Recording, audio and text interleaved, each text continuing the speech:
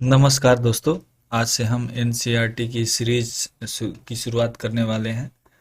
आज हम कक्षा 6 की अध्याय 1 क्या, कब, कहाँ और कैसे, ये पहला चैप्टर है कक्षा 6 के हिस्ट्री की, इतिहास की। हम यहाँ से शुरुआत करेंगे और इस सीरीज को पूरा क्लास 12th तक लेके चलेंगे और एनसीईआरटी की हर एक बुक को फॉलो करेंगे। पहले हिस्ट्री करेंगे, फिर ज्योग्राफी करेंगे, फिर पॉलिटी, मतलब एक कंप्लीट सेशन रहेगा। और आपको यहाँ पे ऐसा नहीं है कि सिर्फ जो इम्पोर्टेंट चीज़ हैं उसे हम कवर करते हुए चलेंगे।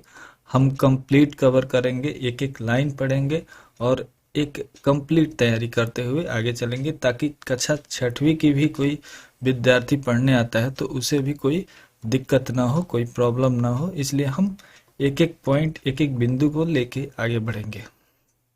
तो शुरू करते हैं 6वीं की इतिहास, क्या, कब और कहाँ। अध्याय 1। एक बच्ची है रसीदा। रसीदा का कोई सवाल है। रसीदा बैठी अखबार पढ़ रही थी। अचानक उसकी निगाह एक सुर्खी पर पड़ी। 100 साल पहले। वह सोचने लगी कि यह कोई कैसे जान सकता है कि इतने वर्ष पहले क्या हुआ। ठीक है, अब कैसे पता लगाएं, कैसे पता लगाएं? यह जानने के लिए कि कल क्या हुआ था, तुम रेडियो सुन सकते हो, टेलीविजन देख सकते हो या फिर अखबार पढ़ सकते हो। साथ ही यह जानने के लिए पिछले साल क्या हुआ था, तुम ऐसे किसी व्यक्ति से बात कर सकते हो जिसे उस समय की स्मृति हो। लेकिन बहुत पहले क्या हुआ था यह कैसे जाना जा सकता है? अतीत के बारे में हम क्या जान सकते हैं? अतीत के बारे में हम क्या जान सकते हैं? अतीत के बारे में बहुत कुछ जाना जा सकता है। जैसे लोग क्या खाते थे, कैसे कपड़े पहनते थे, किस तरह के घरों में रहते थे। हम आखेटकों, शिकारियों, पशुपालकों, कृषकों, शासकों, व्यापारियों, पुरोहितों, शिल्पकारों, कलाकारों, संगीतकारों या फिर वैज्ञानिकों के जीवन के बारे में जानकारियां हासिल कर सकते हैं। यही नहीं, हम यह भी पता कर सकते हैं कि उस समय बच्चे कौन से खेल खेलते थे, कौन सी कहानियां सुना करते थे, कौन से नाटक देखा करते थे या फिर कौन से गीत गाते थे। अब लोग कहाँ रहते थे? ठीक है, तो यहाँ पे एक मानचित्र मानचित्र दिया हुआ है पृष्ठ 2 में। नर्मदा नदी का पता लगाने के लिए बोला जा रहा है। तो मानचित्र में हम देखते हैं कि नर्मदा नर्मदा नदी कहाँ पर है। ठीक है, तो पृष्ठ 2 में चलते हैं। तो इसमें देखते हैं कि नर्मदा नदी हमारा कहाँ पे है। तो नर्मदा नदी इस जगह पे है। अब मैप को रीड करने के लिए पहले तो फर्स्ट स्टेप ये होता है कि हम ये जान सकें कि जो दिशाएं हैं, दिशाएं कैसे निर्धारित की जाती है। तो दिशाएं कैसे निर्धारित की जाती है, तो यहाँ पे हम दिशाएं कैसे निर्धारित की जाती है वो देख सकते हैं कि इससे ये नॉर्थ हो गया, ये साउथ हो गया, ये ईस्ट हो गया, ये वेस्ट हो गया। जैसे कि अगर हम हिंदी में देखें तो इधर उत्तर हो गया, इधर दक्षिण हो गया, इधर पूर्व हो गया, इधर पश्चिम हो गया, इधर उत्तर पश्चिम हो गया, इधर उत्तर पूर्व हो गया, इधर दक्षिण पूर्व हो गया और ये दक्षिण पश्चिम। यानी कि उत्तर और पश्चिम के बीच है तो उत्तर पश्चिम, उत्तर और पूर्व के बीच है तो उत्तर पूर्व, पूर्व और दक्षिण के बीच है तो दक्षिण पूर्व या पूर्व दक्षिण, या फिर पश्चिम और दक्षिण के बीच में है तो ये दक्षिण पश्चिम, इस तरीके से। ठीक है, तो इस तरीके से हम मैप को, ये इस चीज़ को याद रखेंगे तो बहुत सारी चीज़ें हमारी आसान हो जाएगी। तो नर्मदा नदी हमें निर्धारित करने के लिए बताएंगे। तो नर्मदा नदी यहाँ पे है। अगर हम देखें कि ये किस स्टेट को टच कर रही है या कहाँ है हमारे इंडिया मैप में एग्जैक्ट, तो हमें पता चलेगा कि मे बी ये मध्य प्रदेश के साइड में कुछ इस जगह नर्मदा नदी हमें यहाँ पे दिखाया जा रहा है। ठीक है, तो अब आगे बढ़ते हैं। कई लाख वर्ष पहले से लोग इस नदी के तट पर रह रहे हैं। यहाँ रहने वाले आरंभिक लोग में से कुछ कुशल संग्राहक थे जो आसपास के जंगलों की विशाल संपदा से परिचित थे। ठीक है। अपने भोजन के लिए वे जड़ों, फलों तथा जंगल के अन्य उत्पादों की का यहीं से संग्रह किया करते थे। वे जानवरों का आखेट यानी शिकार किया करते थे। ठीक है। नर्मदा नदी के तट पर बहुत साल पहले लोग रहते थे और वो जंगलों की संपदा से परिचित भी थे। वो जड़, फल या फिर आखेट करके यानी कि जानवरों को मार के खाया करते थे। इसी से अपना गुजर बसर करते थे। अब हमें बोला जा रहा है कि अब तुम उत्तर पश्चिम की सुलेमान और किरथार पहाड़ियों का पता लगाओ। तो अब यहाँ पे बता रहा है कि उत्तर पश्चिम, तो हम उसका अंदाजा यहाँ से लगा लेंगे कि उत्तर पश्चिम हमारे मैप में कुछ इस जगह पे होगा। तो मैप में चलते हैं, हम अपने मैप में चलते हैं और ये हमारा लगभग उत्तर पश्चिम हो जाएगा। और इसमें सुलेमान सुलेमान और किरथार, ये दो पहाड़ियों का पता लगाने के लिए बोला जा रहा है। तो हमने पता लगा लिया और इसको आप गौर करते हुए चलेंगे, आगे ये सभी लाभप्रद होगी। तो आगे बढ़ते हैं।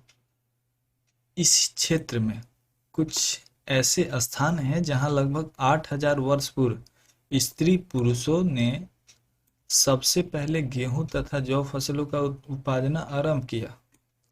उन्होंने भेड़, बकरी और गाय, बैल जैसे पशुओं को पालतू बनाना शुरू किया।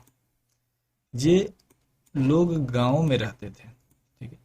उत्तर पूर्व ये लोग गांव में रहते थे, यानी कि सुलेमान और किरथार पहाड़ियों के साइड ही लगभग 8000 वर्ष पहले स्त्री पुरुषों ने मतलब यहीं पे गेहूं और जौ फसलों का उत्पादन इस जगह पे का यहीं पे आरंभ हुआ था। ठीक है। और वो लोग भेड़, बकरी, गाय जैसे पशुओं को पालतू भी इसी जगह पे बनाए थे। ठीक है। अब अगला सवाल है कि उत्तर पूर्व में गारो तथा मध्य भारत में विंध्य पहाड़ियों का पता लगाओ। अब बोल रहा है उत्तर पूर्व, उत्तर पूर्व हमारा कहाँ होगा, तो कुछ इस साइड होगा। तो इस साइड में हम बोला जा रहा है कि उत्तर पूर्व में गारो तथा मध्य भारत में विंध्य पहाड़ियाँ। मध्य भारत मतलब मध्य मतलब बीच। तो उत्तर पूर्व में पहले गारो पहाड़ियों हम देख लेते हैं। तो यहाँ पे गारो पहाड़ियाँ हैं उत्तर पूर्व में, और मध्य भारत में हमें बोला जा रहा है कौन सी, विंध्य पहाड़ियाँ। तो यहाँ पे विंध्य पहाड़ियाँ हैं। हम इसको मार्क कर लेंगे और दिमाग में भी ऐसा मार्क कर लेंगे कि हमें ये याद रहे। ठीक है। ये कुछ अन्य क्षेत्र थे जहाँ कृषि का विकास हुआ था, यानी कि गारो पहाड़ियाँ और विंध्य पहाड़ियों के क्षेत्र में भी कृषि का विकास बहुत पहले ही हुआ था। जहाँ सबसे पहले चावल उपजाया गया वे स्थान विंध्य के उत्तर में स्थित है, यानी कि विंध्य के उत्तर मतलब कुछ इस जगह पे हम बोल सकते हैं। ठीक है। विंध्य के उत्तर में स्थित है। यहीं पे सबसे पहले क्या बोला जा रहा है कि चावल उपजाया गया था।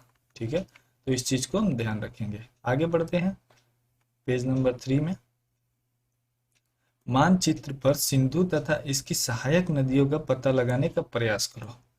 अब बोला जा रहा है कि सिंधु तथा इसकी सहायक नदियां का दर्शाना है। तो सहायक नदियां क्या होती हैं? सहायक नदियां उन्हें कहते हैं जो एक बड़ी नदी में मिल जाती है। सहायक नदी वो छोटी छोटी नदियां हैं जो मिलके एक बड़ी नदी का निर्माण करती है या फिर एक बड़ी नदी में जाके मिल जाती हैं। तो हमें किसका पता लगाना है? सिंधु तथा इसकी सहायक नदियां। तो पहले तो सिंधु का पता लगाना पड़ेगा। तो सिंधु नदी यहाँ पे है और इसकी सहायक नदियों हम बोल सकते हैं ये सारी इनकी सहायक नदियाँ हैं। इन सभी को गौर करेंगे और सभी को ध्यान रखेंगे। तो सिंधु नदी ये मेन नदी हो गई और सहायक नदियाँ झेलम, चिनाब, रावी, सतलज, ये सारी सिंधु की सहायक नदियाँ हो गई। ठीक है। लगभग 4700 वर्ष पूर्व इन्हीं नदियों के किनारे कुछ आरंभिक नगर फले फूले थे। ठीक है। 4700 वर्ष पूर्व इस नदी के किनारे नगर फैला मतलब नगर का निर्माण हुआ था, नगर बसे थे, ऐसा कहा जा सकता है। ठीक है। गंगा व इसकी सहायक नदियों के किनारे तथा समुद्र तटवर्ती इलाकों में नगरों का विकास 2500 वर्ष पूर्व हुआ था। गंगा और इसकी सहायक नदियों के किनारे या समुद्री तटवर्ती इलाकों में नगरों का विकास 2500 वर्ष पहले हुआ था। ये सारी हमारी ये सारी हमारी समुद्र तटीय हो गई, और ये गंगा नदी हो गई। ये गंगा नदी इस तरीके से जा रही है, और बोला जा रहा है कि गंगा के मतलब इस रूट में नगरों का निर्माण 2500 वर्ष पहले हुआ था। ठीक है। गंगा तथा इसकी सहायक नदी है सोन नदी का पता लगाओ।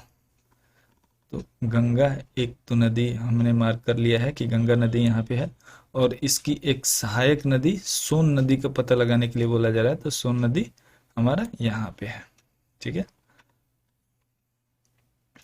गंगा के दक्षिण में इन नदियों के आसपास का क्षेत्र प्राचीन काल में मगध, वर्तमान में बिहार के नाम से जाना जाता है। तो गंगा के दक्षिण जो क्षेत्र है उसको मगध का नाम दिया गया था लगभग 2500 वर्ष पहले, और अभी उसका नाम बिहार का नाम है, मतलब बिहार नाम है मगध क्षेत्र का। इसके शासक बहुत शक्तिशाली थे और उन्होंने एक विशाल राज्य स्थापित किया। देश में अन्य हिस्सों में भी ऐसे राज्य की स्थापना की गई थी। यानी कि बोला जा रहा है कि गंगा के अगल बगल में जो क्षेत्र था मगध, वहाँ के शासक बहुत विशाल शासक हुए, और अन्य जगह भी बहुत सारे शासक हुए, और उन्होंने एक विशाल राज्य स्थापित भी किया था। लोगों ने सदैव उपमहाद्वीप के इस हिस्से से दूसरे हिस्से तक यात्रा की।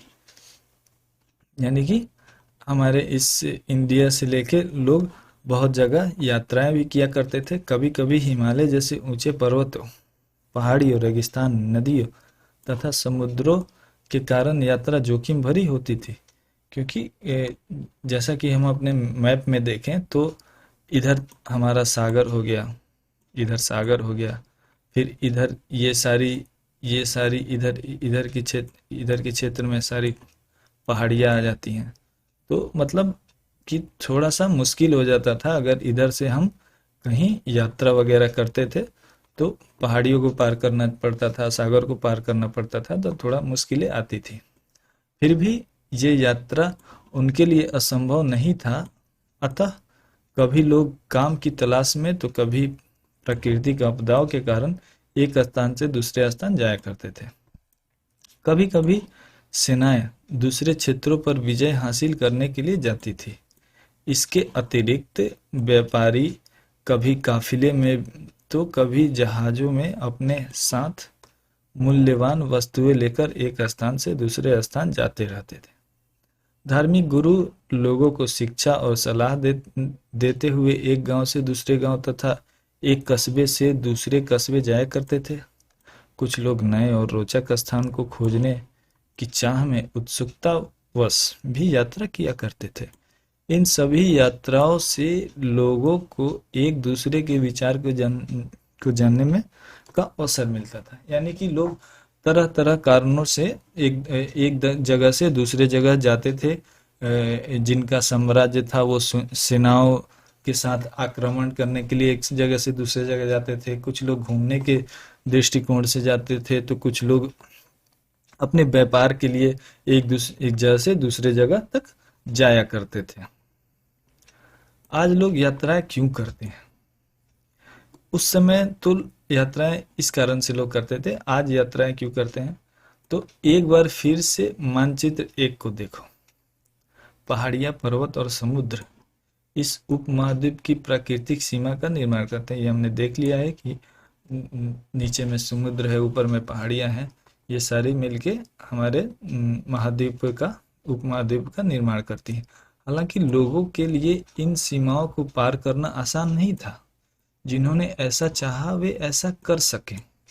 वे पर्वतों की ऊंचाइयों को छू सके तथा गहरे समुद्रों को पार कर सके। उपमहाद्वीप के बारे में भी कुछ लोग यहाँ आए और यहीं बस गए।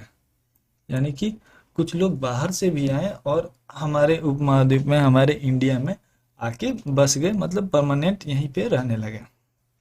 लोगों के इस आवागमन ने हमारी सांस्कृतिक परंपराओं को समृद्ध किया। कई सौ वर्ष से लोग पत्थर को तराशने, संगीत रचने, यहाँ तक कि भोजन बनाने के नए नए तरीकों के बारे में एक दूसरे के विचारों को अपनाते रहे हैं। यानी कि हम किसी और तरीके से भोजन बनाते थे या भोजन तराशते थे या पत्थर तराशते थे। लेकिन जब हमारे सामने बाहर के कुछ लोग आए और उनका कुछ तरीका अलग हुआ या फिर हमसे बेहतर हुआ, तो हम उसे अपनाते थे और उसे ट्राई करते थे। देश के नाम। अपने देश के लिए हम प्रायः इंडिया तथा भारत जैसे नामों का प्रयोग करते हैं। इंडिया शब्द इंडस से निकला है, जिसे संस्कृत में सिंधु कहा जाता है। अपने एटलस में ईरान और यूनान का पता लगाओ। बोला जा रहा है कि इंडिया जो हम शब्द बोलते हैं ये इंडस से निकला है, इंडिया शब्द इंडस से निकला है और जिसे संस्कृत में सिंधु कहा जाता है, यानी कि सिंधु से इंडिया का नाम निकला है। और यहाँ पे बोला जा रहा है कि अपने एटलस में ईरान और यूनान का पता लगाओ। ईरान और यूनान दो देश हैं जो कि जाहिर सी बात है इंडिया से बाहर ही हैं। तो एटलस में ईरान और यूनान का पता लगाना है। तो हम देखते हैं ईरान और यूनान कहाँ है।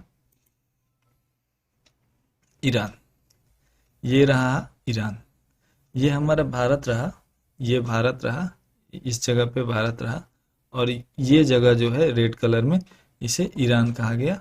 और यूनान अगर हम देखें तो हमारा भारत ये रहा और इस जगह पे यूनान है। आप गौर कर लेंगे, इस जगह पे यूनान है और इस जगह पे ईरान है, यानी कि एक इस साइड है और एक इस साइड, एक पश्चिम है और एक पूरब है। ठीक है।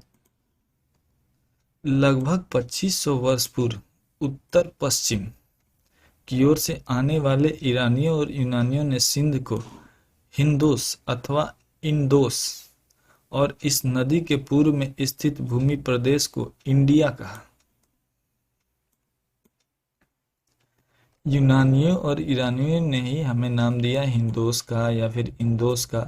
और सिंध नदी, जो सिंध नदी था, उसके पूर्व में स्थित भूमि प्रदेश को क्या बोल दिया? इंडिया बोल दिया। ठीक है। भारत नाम का प्रयोग उत्तर पश्चिम में रहने वाले लोगों के एक समूह के लिए किया जाता था। भारत नाम का प्रयोग उत्तर पश्चिम में कुछ लोग रहते थे जिनके समूह को भारत नाम से दर्शाया जाता था। इस समूह का उल्लेख संस्कृत की आरंभिक लगभग 3500 वर्ष पुरानी, यानी कि संस्कृत का आरंभ जो हुआ था लगभग 3500 वर्ष पुराना कृत ऋग्वेद में भी मिलता है। 3500 वर्ष पुरानी एक हमारा वेद है ऋग्वेद, उसमें संस्कृत का उल्लेख मिलता है। भारत में इसका प्रयोग देश के लिए होने लगा। ठीक है। और बाद में इसका प्रयोग, इस नाम का प्रयोग, भारत नाम का प्रयोग पूरे देश के लोगों के लिए होने लगा, यानी कि पूरे देश का नाम ही भारत हो गया। अतीत के बारे में कैसे जाने? अतीत की जानकारी हम कई तरह से प्राप्त कर सकते हैं। इनमें से एक तरीका अतीत में लिखी गई पुस्तकों को ढूंढना और पढ़ना है। ये पुस्तकें हाथ से लिखी होने के कारण पांडुलिपि कही जाती है। अंग्रेजी में पांडुलिपि को के लिए प्रयुक्त होने वाला मैन्युस्क्रिप्ट शब्द का लैटिन शब्द मेनु, जिसका अर्थ हाथ है, से निकलता है, यानी कि हाथ से लिखा गया स्क्रिप्ट मैन्युस्क्रिप्ट बोला गया। ठीक है। ये पांडुलिपियां प्रायः ताड़पत्रों अथवा हिमालय क्षेत्र में उगने वाले भूर्ज नामक पेड़ की छाल से विशेष तरीके से तैयार भोजपत्र पर लिखी जाती थी। पहले तो हमारे पास कागज नहीं थी, तो इसलिए हम ताड़पत्र मतलब पेड़ के छाल पे या फिर पेड़ के पत्तों पे जो भी जानकारियाँ होती थी उसे दर्शाते थे या उसे लिखते थे। ठीक है। यहाँ पे कुछ कंटेंट दिया हुआ है।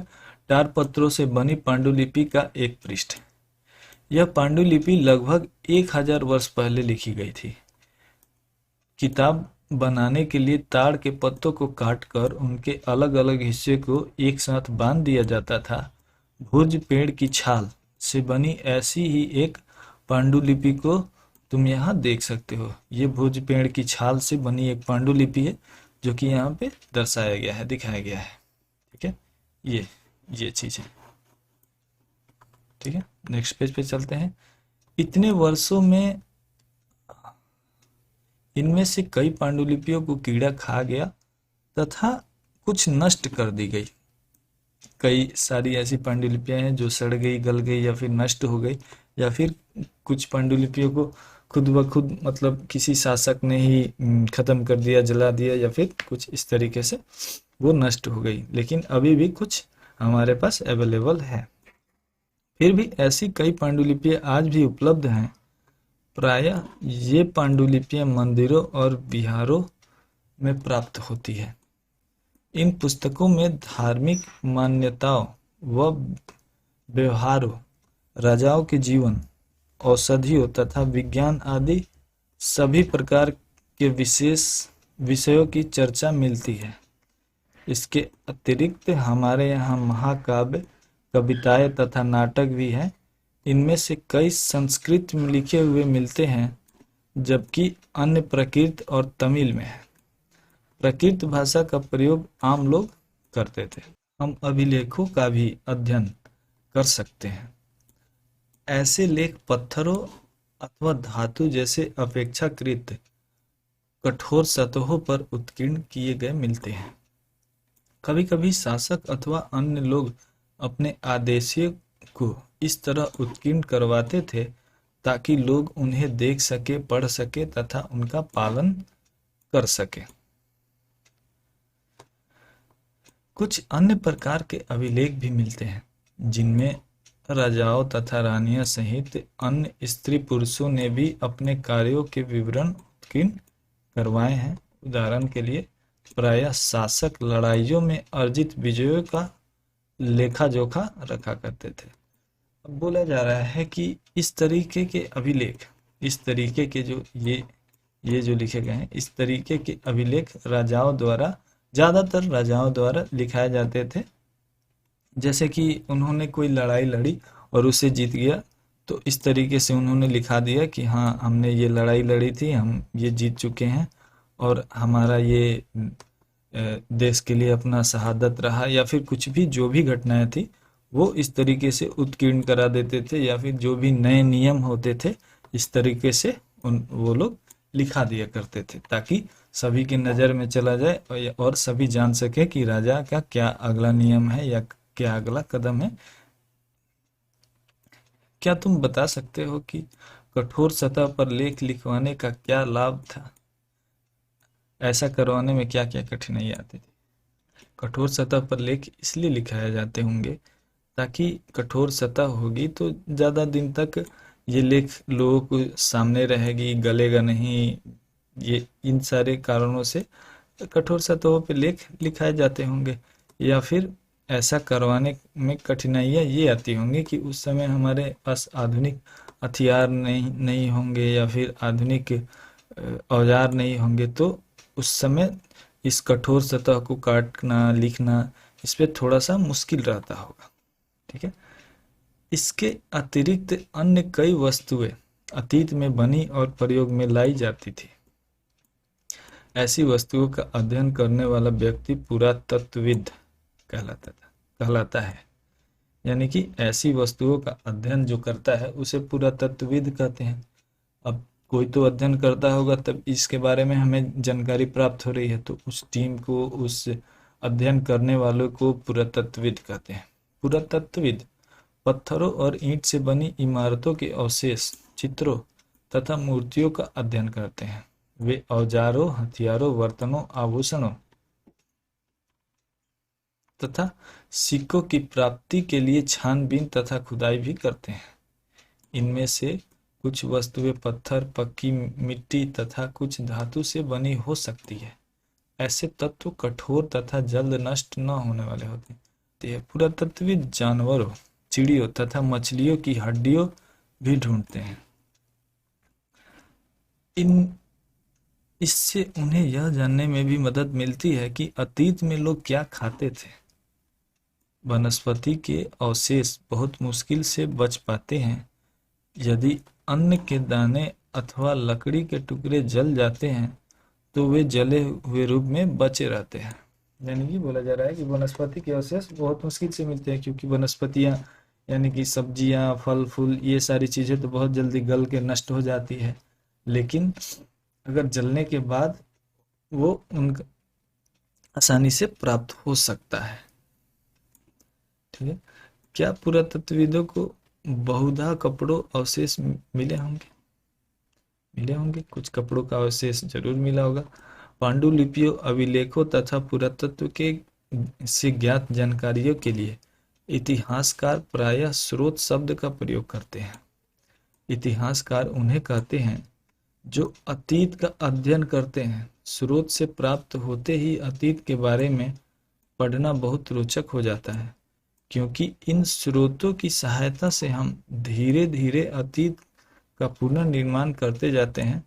अतः इतिहासकार तथा पुरातत्वविद उन जासूसों की तरह हैं जो इन सभी स्रोतों का प्रयोग सुराग के रूप में कर अतीत को जानने का प्रयास करते हैं। पुरातत्वविद जो भी स्रोत होते हैं उनसे उनको पढ़ते हैं, उनको सीखते हैं, उनको समझते हैं और इस तरीके से पुरातत्वविद इतिहास के बारे में पता लगाते हैं कि हमसे पहले क्या था, क्या नहीं था, कैसे वस्त्र थे, कैसे कपड़े थे, कैसे सिक्के थे। इन सारी जानकारियों को वो स्रोत के थ्रू पता लगाते हैं। अतीत एक या अनेक। अब अतीत एक था या अनेक था, ये क्या तुमने इस पुस्तक के शीर्षक को हमारे अतीत में को ध्यान दिया? यहाँ अतीत शब्द का प्रयोग बहुवचन के रूप में किया गया है। ऐसा इस तथ्य की ओर ध्यान दिलाने के लिए किया गया है कि अलग अलग समूह के लोगों के लिए इस अतीत के अलग अलग मायने थे। उदाहरण के लिए पशुपालकों अथवा कृषकों का जीवन राजाओं तथा रानियों के जीवन से तथा व्यापारियों के जीवन शिल्पकारों के जीवन से बहुत भिन्न था। जैसा कि हम आज भी देखते हैं, उस समय भी देश के अलग अलग हिस्सों में लोग अलग अलग व्यापारों और रीति रिवाजों का पालन करते थे। उदाहरण के लिए आज अंडमान द्वीप के अधिकांश लोग अपना भोजन मछलियां पकड़कर, शिकार करके तथा फल फूल संग्रह करके प्राप्त करते हैं। इसके विपरीत शहरों में रहने वाले लोग खाद्य आपूर्ति के लिए अन्य व्यक्तियों पर निर्भर रहते हैं। इस तरह के भेद अतीत में भी विद्यमान थे। ठीक है। इसके अतिरिक्त एक अन्य तरह का भेद है। उस समय शासक अपनी विजयों का लेखा जोखा रखते थे। यही कारण है कि हम शासकों तथा उनके द्वारा लड़ी जाने वाली लड़ाइयों के बारे में काफी कुछ जानते हैं, जबकि शिकारी, मछुआरे, संग्राहक, कृषक अथवा पशुपालक जैसे आम आदमी प्रायः अपने कार्यों का लेखा जोखा नहीं रखते थे। पुरातत्व की सहायता से हमें उनके जीवन को जानने में मदद मिलती है। हालांकि अभी भी इनके बारे में बहुत कुछ जानना शेष है। बोला जा रहा है कि जो शासक थे वो लड़ाइयाँ लड़ते थे। लड़ाइयाँ लड़ने के दौरान वो अपने बारे में सारी चीज़ें का लेखा जोखा रखते थे। उन्हें पत्थरों पे उत्कीर्ण करवाते थे। लेकिन जहाँ की ये शिकारी वर्ग हो गए, मछुआरे हो गए, संग्राहक हो गए, ऐसे लोग अपने कामों का कोई लेखा जोखा नहीं रखते थे और वो कोई भी मैन्युस्क्रिप्ट से नहीं लिखाते थे। इसलिए उनके बारे में हमें उतनी जानकारियां नहीं मिलती हैं जितनी कि शासकों और लड़ाइयों के बारे में जानकारियां मिलती है। तिथियों का मतलब क्या है? अगर कोई तुमसे तिथि के विषय में पूछे तो तुम शायद उस दिन की तारीख, माह, वर्ष जैसी 2000 या इसी तरह के कोई वर्ष बताओगे। वर्ष की यह गणना ईसाई धर्म प्रवर्तक ईसा मसीह के जन्म की तिथि से की जाती है। ईसा की मसीह की जन्म की तिथि से ही हमारा तिथि का लगभग मान सकते हैं कि निर्माण हुआ, या फिर उनके तिथि से ही हम अपने वर्ष की धारणा को एक रूप देते हैं। अतः 2000 वर्ष कहने का तात्पर्य ईसा मसीह के जन्म के 2000 वर्ष बाद से है। 2000 वर्ष कहने का मतलब ईसा मसीह का जब भी जन्म हुआ था, जब भी ईसा मसीह का जन्म हुआ तो उससे 2000 वर्ष बाद का कहना, यानी कि ईसा मसीह का जो जन्म था उसे 0 मान लिया गया। ठीक है। ईसा मसीह के जन्म के पूर्व की सभी तिथियां ईसा पूर्व, ईसा से पहले के रूप में जानी जाती है। इसी पुस्तक में हम 2000 को अपना आरंभिक बिंदु मानते हुए वर्तमान से पूर्व की तिथियों का उल्लेख करेंगे। अब इतिहास और तिथियां। अंग्रेजी में बीसी, हिंदी में ईसा पूर्व बोला जाता है। अंग्रेजी में अगर लिख रहा है तो अब बिफोर क्राइस्ट यानी बीसी, क्राइस्ट मतलब ईसा, ईसा से पहले बीसी, और ईसा पूर्व मतलब ईसा से पूर्व यानी कि ईसवी, सॉरी ईसा पूर्व कह सकते हैं। दोनों का एक ही तात्पर्य है। क्या तात्पर्य? बिफोर क्राइस्ट ईसा पूर्व होता है। कभी कभी तुम तिथियों से पहले एडी, हिंदी में ई लिखा पाते होगे। अब कभी कभी तिथियां एडी या फिर ईसवी में लिखी मिलती हैं, तो इनका क्या मतलब है? यह एनो डेमनी नामक दो लैटिन शब्द से बना है। एडी का मतलब एनो डेमनी, तथा इसका तात्पर्य ईसा मसीह के जन्म के वर्ष से है। एनो डेमनी मतलब ईसा मसीह के जन्म के वर्ष से है, मतलब ईसा के बाद का बोला जा सकता है। ईसा के बाद का बोला जा सकता है एडी या फिर ईसवी। कभी कभी एडी की जगह सीई तथा बीसी की जगह बीसीई का प्रयोग भी किया जाता है। सीई अक्षरों का प्रयोग कॉमन एरा तथा बीसीई का बिफोर कॉमन एरा के लिए होता है। इन शब्दों का प्रयोग इसलिए करते हैं क्योंकि विश्व के अधिकांश देशों में अब इस कैलेंडर का प्रयोग सामान्य हो गया है। भारत में तिथियां के इस रूप का प्रयोग लगभग 200 वर्ष पूर्व आरंभ हुआ था। कभी कभी अंग्रेजी में बीपी अक्षरों का प्रयोग होता है, जिनका तात्पर्य बिफोर प्रेजेंट वर्तमान से है। जैसा कि हमने पहले पढ़ा, अभिलेख कठोर सतहों पर उत्कीर्ण करवाए जाते हैं। इनमें से कई अभिलेख कई सौ वर्ष पूर्व लिखे गए हैं। सभी अभिलेखों में लिपियां और भाषाओं का प्रयोग हुआ है। समय समय के साथ अभिलेखों में प्रयुक्त भाषाओं तथा लिपियों में बहुत बदलाव आ चुके हैं। विद्वान यह कैसे जान पाते हैं कि क्या लिखा था? ठीक है, इसका पता अज्ञात लिपि का अर्थ निकालने की एक प्रक्रिया द्वारा किया जा सकता है। इस प्रकार से अज्ञात लिपि को जानने की एक प्रसिद्ध कहानी उत्तरी अफ्रीकी देश मिस्र से मिलती है। लगभग 5000 वर्ष पूर्व यहाँ राजा रानी रहते थे। मिस्र के उत्तरी तट पर रोसेट्टा नाम का एक कस्बा है। यहाँ से एक ऐसा उत्कीर्णित पत्थर मिला है जिस पर एक ही लेख 3 भिन्न भिन्न भाषा तथा लिपियां यूनानी तथा मिस्र लिपियों में 2 प्रकार में हैं। कुछ विद्वान यूनानी भाषा पढ़ सकते थे।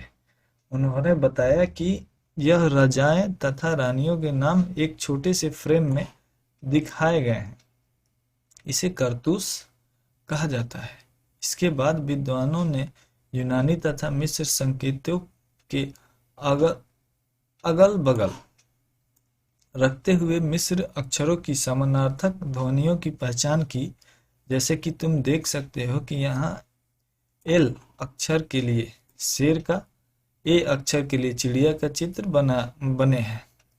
एक बार जब उन्होंने यह जान लिया कि विभिन्न अक्षर किनके लिए प्रयुक्त हुए हैं, तो आसानी से अन्य अभिलेखों को पढ़ा जा सकता है।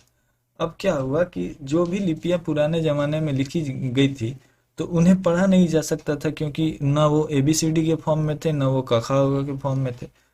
उनकी भाषा कुछ अलग ही होती थी। लेकिन हमारे जो वैज्ञानिक हैं वो कुछ कुछ भाषाओं को अपने अंदाजे से या फिर कुछ कुछ स्रोत के थ्रू पता लगाते थे। जैसे कि यहाँ पे हमें दिया गया है कि कुछ इस तरह की आकृति होगी, तो ये P है, ये T है, ये O है, ये L है, ये M है। और इसी तरीके से उन्होंने एक वर्णमाला का निर्माण करते हुए और इस लिपि में जो भी चीज़ें लिखी गई होंगी उनका इन्होंने पता लगाया होगा। तो आपका कक्षा 6 इतिहास की फर्स्ट अध्याय समाप्त होती है।